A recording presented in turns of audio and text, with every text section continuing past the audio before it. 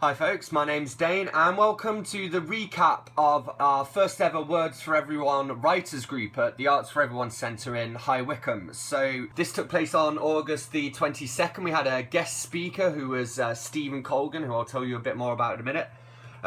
Just quickly, we can skip over the timings really, but we talked about content marketing to get people kind of on the road to getting their work discovered.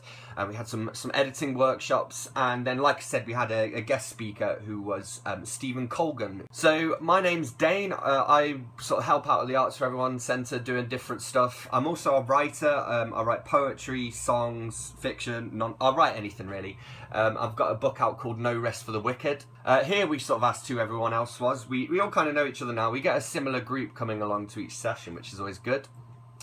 So, an introduction to content marketing. So, I work in marketing by day, and the big trend at the moment is that traditional marketing is dead. You know, nobody can afford to run a TV advert these days.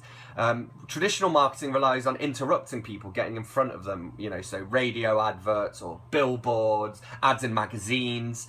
But it can be expensive and also hard to measure because ultimately you don't know what action the person is taking. You know, you can't even guarantee who's going to see it. But luckily there is an alternative to this.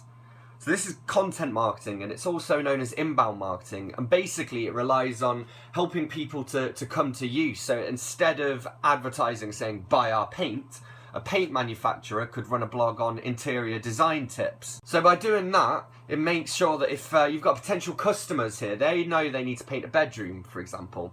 So they search Google for decorating tips, they read your blog post, they think, oh yeah, that's a really good idea, I really like that colour actually. And you can then, you know, sell from the bottom of your blog post with what's called a call to action. And that's just something that tells people what to do next. And content marketing relies heavily on either cheap or free online tools, so blogging, social networking, that sort of thing. So some classic examples of content marketing. You've got the Michelin Man. So I love this story. Michelin, way back in the day, people weren't driving enough, so they weren't wearing out their tyres. So Michelin saw this as a problem, and they created the Michelin Guide, which tells you about all these amazing restaurants you can go to. So for Michelin, they're just providing value to their customers there. The customer, you know, it's not a book about tyres, but what happens is that people get the Michelin Guide, they drive further to go to these restaurants and have to buy more tyres. So it's very clever how they did it. Procter & Gamble, similarly, they did the first soap operas. That's why they're called soap operas, because they made soap. And it's just a piece of entertainment that they would sponsor and housewives would listen to. So some more examples, specifically to writers, for example. So a stand-up comedian could tweet a joke every day.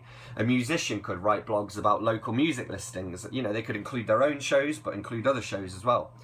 A novelist could write playlists of music to enjoy whilst reading. You can do those on Spotify. And that's very popular at the moment, doing those playlists. Board members of an arts centre could do a video on how to host a great event. So you're off to a good start if you're a writer, because copywriting is the most in-demand skill really for modern day marketers. You can learn marketing theory, but it's a lot easier to learn marketing theory than to learn how to be a good writer. But also any kind of content you can make. So if you can use Photoshop to make good images, or if you can make videos, that's also going to help you out. But there is competition, so we create more data every 3 days than was created from the dawn of history until 2010. There's a typo there, forgot to fix it. That's a quote from Eric Schmidt from Google.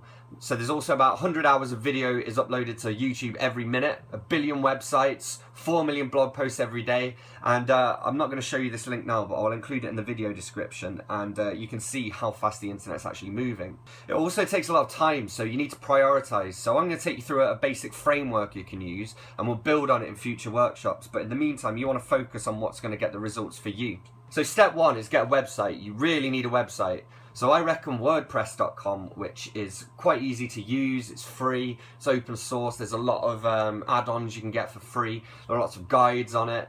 And what you want to do is you want to create pages with your basic information, so your about information, you might want a portfolio, a contact form, anything that seems relevant, and this is going to be static information as well that remains the same.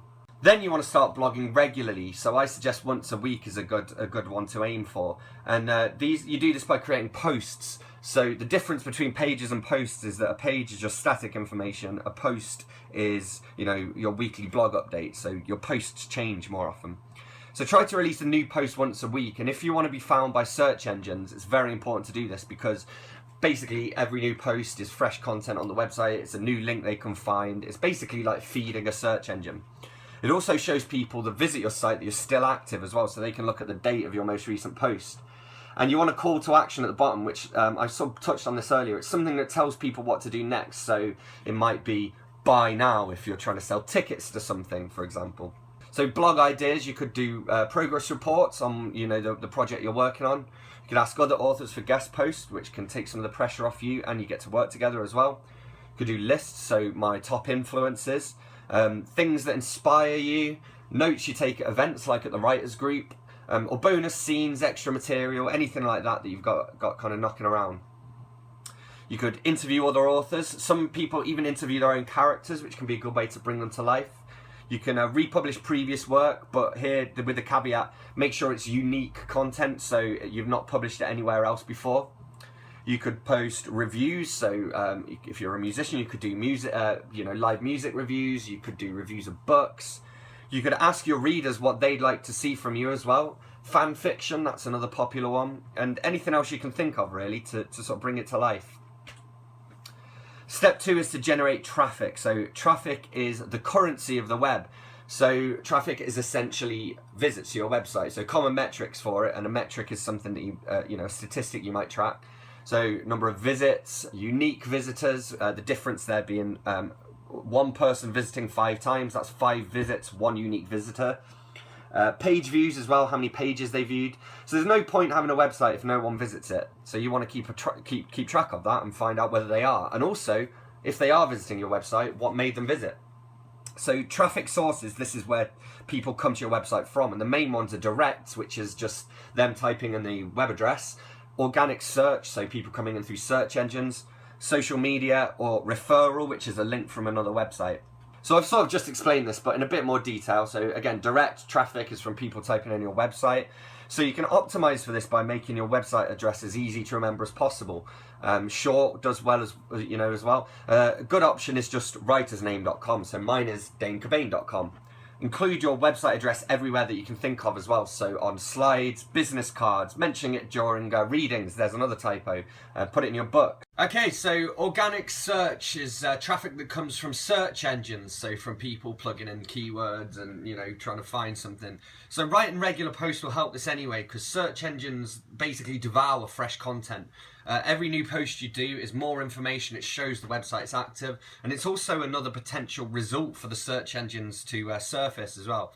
So pro tip here, if you're using WordPress, use a plugin like Yoast, which will allow you to optimize your pages, and it will guide you through the process as well.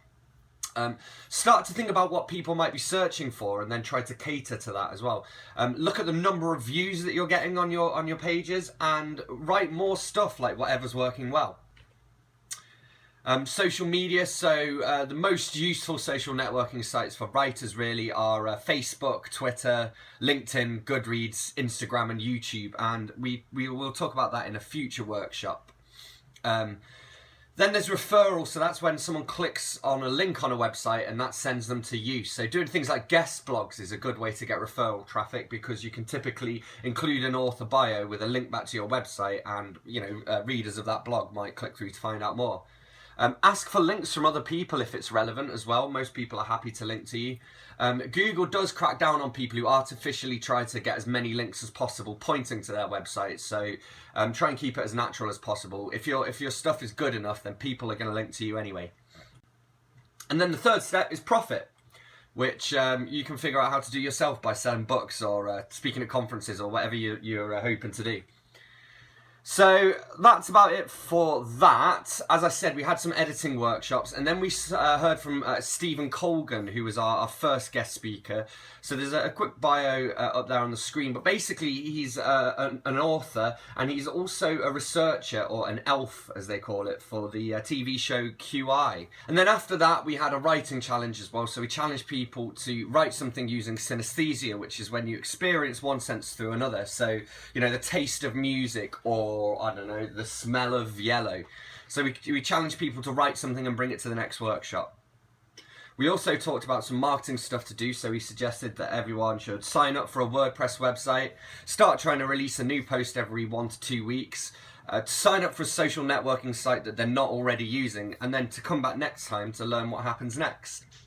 One final thing to mention is we did also have some readings. We do this each time. We announce the next workshop date, and our next speaker will be JG Clay. So thanks a lot for listening to the recap anyway. Don't forget to hit subscribe to check out more videos, because I'll keep on releasing these as we do new sessions, and hopefully see you at one of the workshops soon. Bye.